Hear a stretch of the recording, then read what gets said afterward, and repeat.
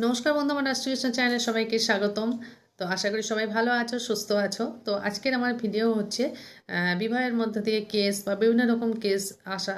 এই যে কেসগুলো আমাদের কেন আসে। তো আমাদের জন্মছকে কয়েকটি ঘর কিন্তু আমাদের দেখতে হবে। বিশেষ করে নাইনথ হাউসে রাহু, আম, রাহুর পজিশন, শনির পজিশন, রাহু মঙ্গল একসঙ্গে থাকা, রাহু শনি একসঙ্গে থাকা, নাইনথ ঘরে থাকলে এরকম বিশেষ কতগুলো ঘর আছে, কেতুর পজিশন। এইগুলো থেকে কিন্তু আমরা বুঝতে পারি যে আমাদের কিন্তু লাইফে কেস আসবে, পরিবারের মাধ্যমে, বিবাহের মাধ্যমে বা সম্পত্তিগত কেস আসবে। তো অবশ্যই কিন্তু এইগুলো থেকে বাঁচতে গেলে কিন্তু সঠিক প্রেডিকশান নিতে হবে, সঠিক জ্যোতিষীর কাছে প্রেডিকশান নেবে এবং অবশ্যই অশুভ গ্রহগুলোর প্রতিকার করবে, তাহলে কিন্তু কেসের হাত থেকে মুক্তি পাবে। তাহলে দেখা যাচ্ছে দীর্ঘদিন চলে যাচ্ছে, কেস ঢিলে চলে যাচ্ছে, কেস মিটছে না, লাইফ পুরো হেল হয়ে গেল, কেস চালাতে চালাতে সমস্ত পয়সাগুলি নষ্ট হয়ে গেল।